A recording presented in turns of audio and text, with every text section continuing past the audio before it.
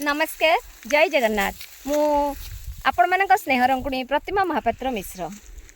आपण मैंने शुणी मु बहुत दिन पूर्व आसी कोरापुट आउ कोरापुट रे सब बहुत स्मृति नहीं कि आपण पाखे पहुँचे सारी ये देखु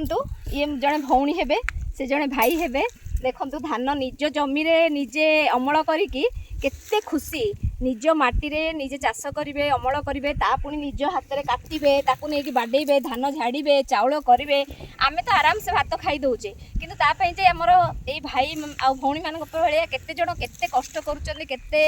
माने आम मुहरे अन्न दौरान प्रकृत में भगवान को कहवा आम साल्यूट देवा भगवान को कहवा से भलरे रुहतु मैंने एम परिचय है हिसाब से माने स्वामी स्त्री आउ दिजन जाक मत बहुत हेल्प कले मु कहली मुझे मुंडे की फटो उठेबी जाकि सांगे सांग मोपाई गोटे सानटे बांधीदेले कारण मुझे तो बड़ बड़ तांकर धरी पारिनी ये भाया धरी पारिनी सेटा मो पाई बंधा है मु धरली तो भौणी तुम ना कौन नीला सगरिया नीला सगरिया भाई तुम ना कौन लक्ष्मी सगरिया देखिले दिजन जाक दिजन परिचय देले आपण भी ठाकुर को कौन कहते निज भल कहते ना समस्त भल ना समस्त भल कहूँ कहीं आम निज माटी निजे चाष कर निज कर्म करजे ये कमाऊँ आम निज ये कमाऊँ आम तो ये खेती बाड़ी माने यहाँ ये अच्छी आकी आम कम बिल जमी भी अच्छी ये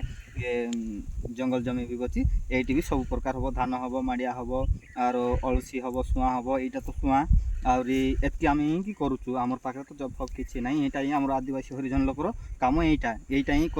करले आम चलुचु बास देखिले तो केते बढ़िया कथा कहले तांकर एई सब मांडिया धान चाष अलसी हलदिया टिकटिकी फूल ये फूल वर्ष को थरे फुटे आपन को अपेक्षा करिया पड़ियो पुणी शीत दिने तेणु यही चाष करके एमान गुजराण मेंटाउछंती आमे जो चाकरी करछे आज्ञा से चाकरी रे बहुत टेंशन अच्छी एइथिरे टेंशन थिले एइथिरे जो मजा अच्छी निज जमी रे निजे अमल करिबा तार स्वाद जी चाखिछि आज्ञा से जानिथिबो